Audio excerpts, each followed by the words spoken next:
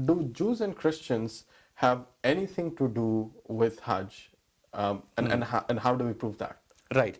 Now, see, when we say that, what does the Jews and the Christians have to do with Hajj? What we believe is the actions and rituals and the form of worship performed by Ibrahim alayhi salam is something that the Jews and Christians have always been asked to continue with. The prophets came in the past to ask them to continue with some of those practices.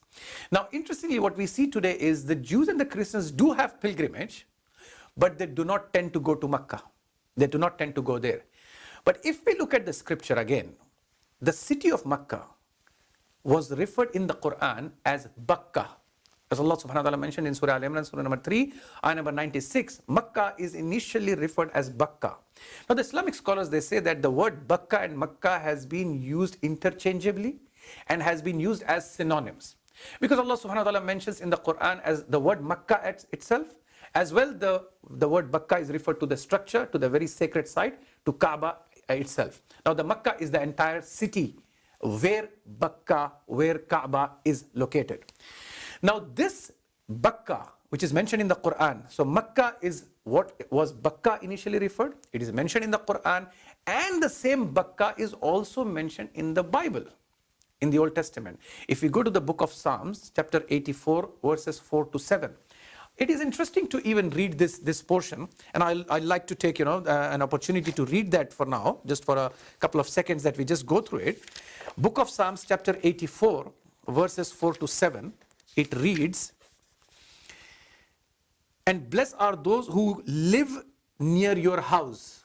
That is referring to Bakka, the Kaaba, the house of Allah, the first house.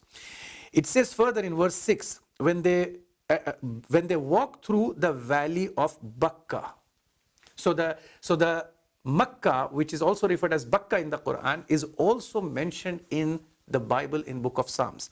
And it says that when they walk through the valley of Bakka, it will become a place of a well, of a spring. Again referring to the valley of Zamzam. And it goes further, they will continue to grow stronger.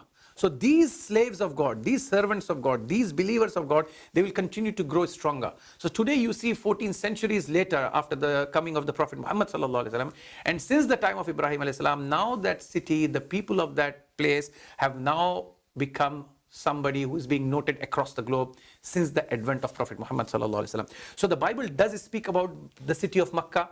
The Bible expects the people to go on pilgrimage there.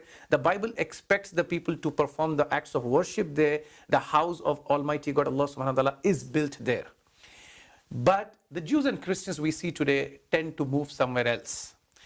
Now one may ask, why does that happen? Well, if we look at it, they tend to reject the prophets for that very reason.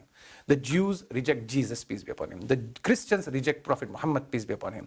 Which are both these prophets. Jesus is mentioned in the Old Testament and Muhammad sallallahu alaihi wasallam is mentioned in the New Testament. Yet the people tend to reject them. So they reject the prophet, they reject the practices of the previous prophets, and they reject the pilgrimage that they were meant to continue to follow up until today.